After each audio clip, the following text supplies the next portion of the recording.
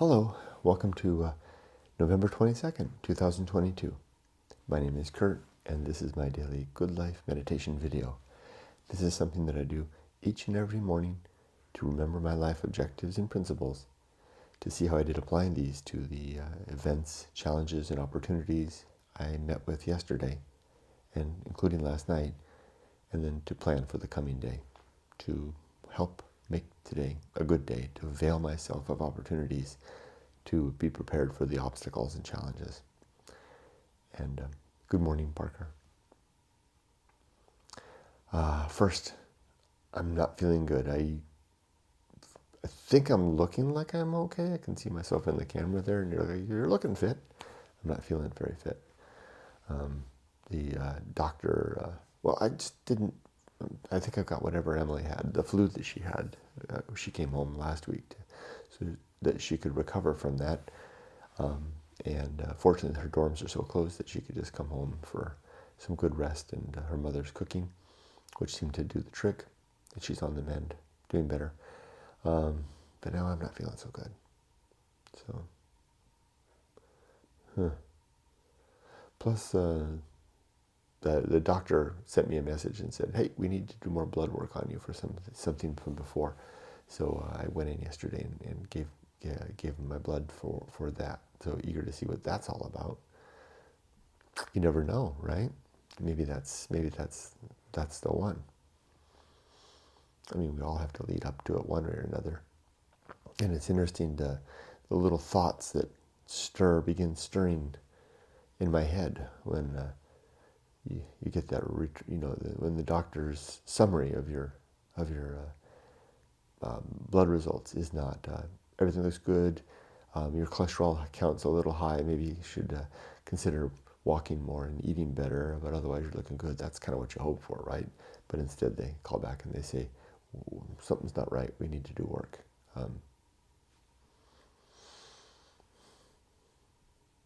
It's good though. It's good to have that reality right there before us. You know, one of my very first objective is to be always ready to die. But it's more than just death. It's illness and debilitation, which I know, as stoic a front and show as I make, I know I'm weak at. You know, I don't know how well I would weather the prognosis of imminent death, let alone a wasting disease. I'm reading right now. I don't read fiction very much, but I'm reading this book that I found that it was recommended. It was a result of reading another book that someone had recommended. It's a historical fiction about the battle, the Greek and Persian soldiers at the Battle of Thermopylae. You know, the 300 gates of fire. And I just finished a scene last night, actually, while Yumiko was cooking dinner. Of a Greek battle, the Greeks going through a battle, and what was interesting was how, as they stood their battle lines, man to man, shoulder to shoulder, with their shields and their long spears, there wasn't a quaking amongst them. They kept their lines, at least in this this is fiction, at least in this fictional account of a historical event, whereas the enemy is untrained and undisciplined, citizen soldiers, not professional soldiers, were standing in their battle lines, quaking in their sandals, literally. Yet, after the battle, the lines of the Greeks who had been victorious were brought to their knees, literally, as their legs gave out when the fear of what the battle had been caught up with them, and they kneeled on the ground in groups of 2 or 3 or 4 men, while the king Leonidas strode amongst them. The men, these Spartan warriors, crying and pissing their pants and shaking and just utterly lost. And they called it a release. I can't remember the Greek word for it, of course, but this was the release that came after the battle, and there was no shame in it. It was the release of the pent-up fear that had been accumulated leading up to and then through the battle, that they had kept in check that had allowed them to be victorious, but then they could then release it and without fear of judgment or any consequence. Interesting that, because I will confess that when I got the thing back from the doctor, and I'll just, maybe I'll share more. We'll see. Hopefully this is nothing.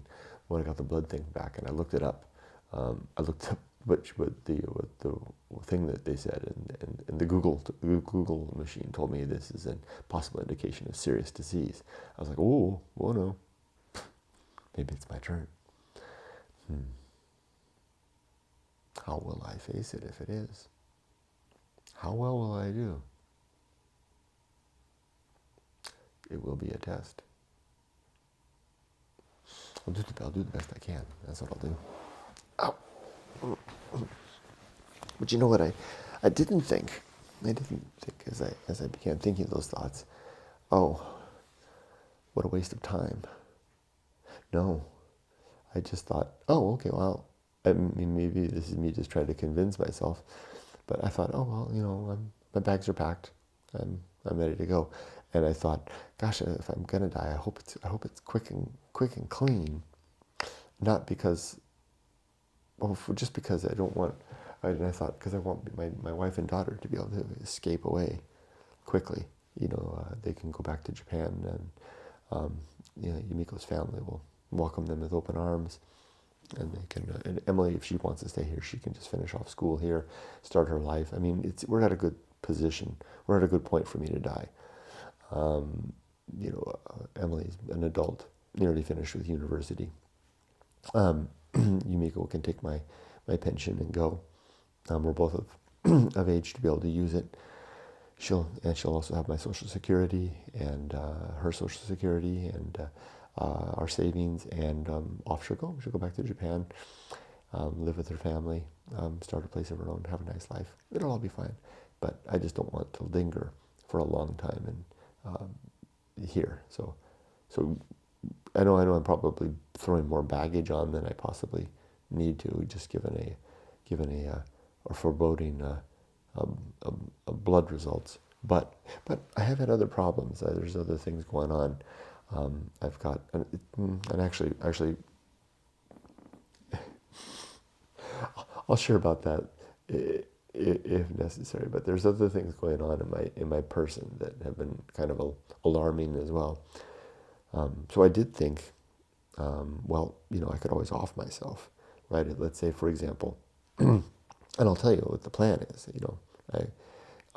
If it does turn out that I am gonna die, and that there's going to be a point of no return, right? Where it's going to be just diminishing results and pain and despair and expense for myself and my family going down. Well, I will hope that I have the courage to kill myself at that point. I'll make a one-way hike into the desert in an area that I know nobody will find me, and that'll be the end of that. I won't kill myself with a gunshot or anything. I'll kill myself with exposure. I know how to do that. I've almost done it 3 times through my past adventures in the desert. As I say in my book, Going Alone, several times. It opens with a warning and a caution of the dangers, and several times I talk about in the book about to fact the characters in the book, the desert killers. You can kill yourself in the desert at any time of the year, except for the spring and the autumn. It's pretty hard to do. You'd have to do it through dehydration. But in the summer, the heat will kill you, and in the winter, the cold can kill you too. Very convenient. It would be suicide only by means of intent. Nature would do all the work. Heavy thoughts from scary blood results. But they're useful thoughts. For example, last night, Yumiko and I were having dinner together, and we don't even have a dining table anymore. Our place is so tiny, so we just sit on the sofa with the little coffee table there that lifts up, so it gets like a table, and we sit there and we watch our shows together and we eat, just like when we did when we were in our 20s together in our first apartment. This place feels so much like that. And Yumiko had made a really nice nabe meal, yeah, because I wasn't feeling well. And it's good. It's good. It's good sick food. It's like chicken soup, Japanese version. It's the same food that Emily came home to have to get well, and Yumiko made that last night. Within the first bite, I was feeling better. Ugh. In fact, that's probably why I'm feeling good now, is that incredible meal that Yumiko made last night. And with all that swirling in my head about the blood results, the doctor's call for more tests, which I did. I went in and got, I think I mentioned this, I went in and got more blood drawn yesterday, not feeling well. And then, of course, my daily stoic endeavors to remind myself of death and to work hard to have my life ready, to have everything ready to go, my bags packed, so to speak. I just stopped for a second. Yumiko would not have detected it because it was just for a moment. Well, she was filling her bowl and the show that we were going to watch was starting up. I just stopped. I put my chopsticks down, and I soaked it up for a second, and then I said something nice to her, and we started our show, and we had fun, and we talked about it, we laughed, and we commented on things, and it was a very nice meal and a nice dinner, enhanced by the remembrance foremost in my mind that I must die, and soon. The death is right, always, just over our left shoulder. Not really, but you know what I mean. This is just a vehicle to remember. It's just right there. I can see it right there behind your shoulder. You can probably see it behind mine if you squint just right. Is that the shadow of it? I don't know. I just realized the convenience have that shadow at my left shoulder. A black shadow at my left shoulder. How handy.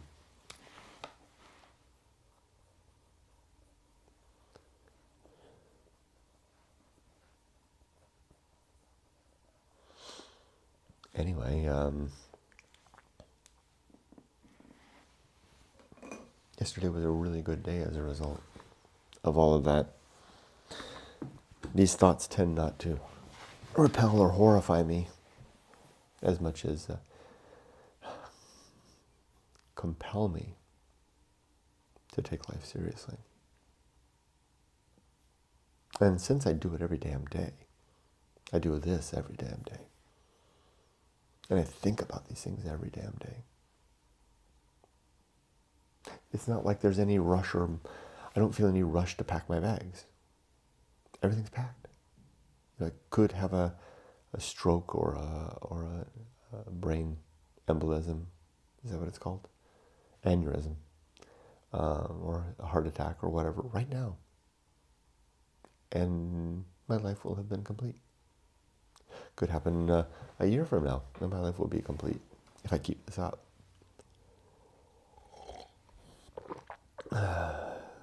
What's more,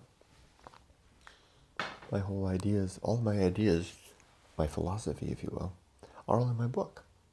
So if my daughter wants to wonder about how Dad went or how Dad lived, then she can just look it up.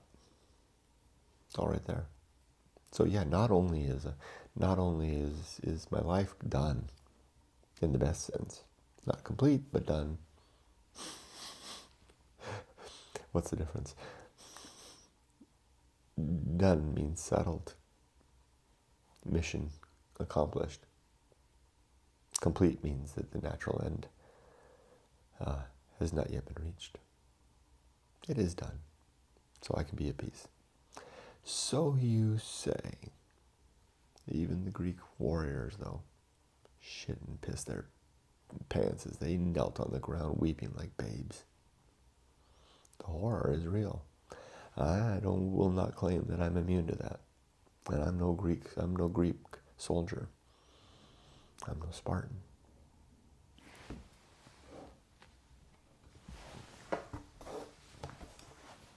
Ain't that the truth?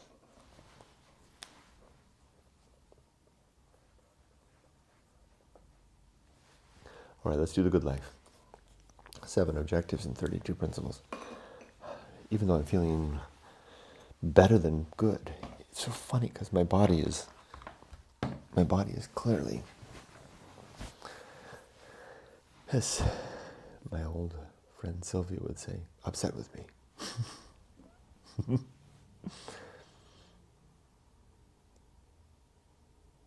I feel good. 7 objectives. I'm going to give myself a lightning round. Let's just do this. I got a late start anyway. To be always ready to die, to make good and effective use of time, to develop and maintain good and sound life principles, to cultivate good emotional reactions, to perform good actions, to recognize true limits and true opportunities, and to do just one thing at a time, and do that thing slowly, deliberately, and carefully. Achieving those 7 things makes my life done, if not complete. And I have. All those things are, I mean, you can't help not achieve them if you work at it every damn day for years. My 32 principles are the principle of war, the principle of reason, the homunculus, the anchor hold, the home of good and evil, the principle of purpose, the atomic principle, the principle of nature, the pirate ride, the principle of maturity, the social principle, the principle of public speaking, distraction, agency, and the great indifference, the principle of temperance, life will not go well, the horror show, that which must be born, the feast of Offal, the best seat in the house,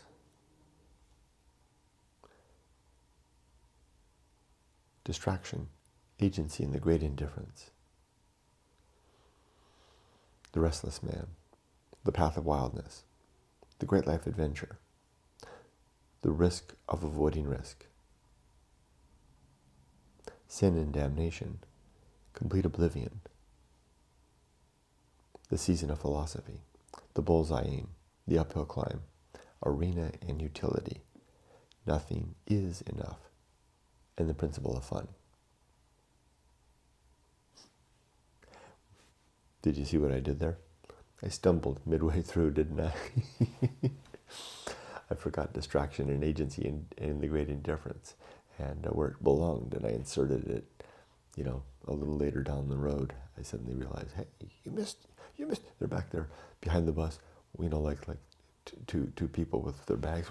Wait a minute, you forgot about us. And I was like, without even stopping the bus, they got on the bus, slowed the bus down. That was interesting. The way I was able to do that was that instead of saying things like war, reason, homunculus, I said the principle of war, the principle of reason. And speaking them out in their full capacity there gave me the time to recover. It's the first time I've ever done that. Here come the dogs. They know I'm running a little bit late this morning. So there, did that. Hi, Ollie. You want to come on up? Come on. I'll make space for you. Come join me. Come here. Where's your brother? There we go. Okay, there we go.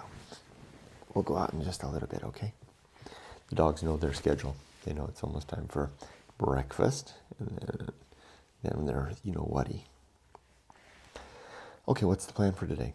It's a Tuesday. I got a full day of work ahead of me. Fortunately, yesterday was just astonishing. As terrible as I felt, I I plowed through all my meetings. I did all the things I needed to do. I caught up on all my email, and I had this one meeting with Juan for a difficult thing that we need to do. And I told Juan when we were done, we worked on it for an hour together. I told Juan, we did 2 days worth of work in an hour. And he had that look on his face in the camera of, what did he say? I wish I could remember what he said. He talked about the dis and like just something. Because what our effort had been an effort of taking apart. He and I were working on a presentation that we're going to do on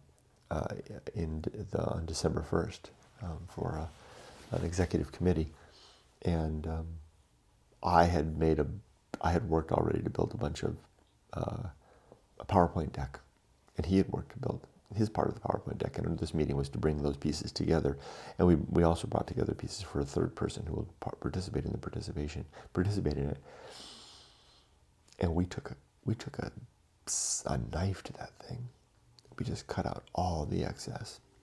We boiled that presentation down to its essentials, and it is good. It may be the best PowerPoint deck I've ever participated in creating, and I know that it was because of Juan, because without him I would have kept all the bulk and excess in place, all the fluff, all the superfluous that's unnecessary. And Juan didn't even need, he's so good, he didn't even need to tell me. He didn't need to say, and it was all me. All the excess was me. He didn't even need to say it. He's very deft and diplomatic, and his conversation with me allowed me to discover that, and I was the one who said, you know what, we need to just get rid of all this stuff. And he could see in the camera that was his, not his intent, but in full agreement. And I'm sure that he saw that all along. Anyway, I'm so pleased with that. So we got 2 days worth. It would take with me 2 days to have gotten this PowerPoint deck to the place that it's in. Not just the PowerPoint, but also the presentation. Because we did a mock rehearsal. Not a mock rehearsal, but a rehearsal. It was a real rehearsal. Anyway, very good. I feel very good about that. So today I'll just do the same. Tomorrow, one more day of work, and then we can have 4 days off. And I'll strive to feel a little bit better. Maybe I'll have something good for breakfast. I don't think I was eating well enough yesterday. That's true. I'll have some breakfast this morning. Other than that, when I'm done, I'll rest. And when I'm dead, I won't rest. I'll rot. And then silence. What would it be like to be dead? It's not silence. It's not peace. It's not rest. It's oblivion. I guess I chose that term well. It's complete oblivion, and forever. So here's remembering oblivion to you. Take care. Be safe, but not too safe.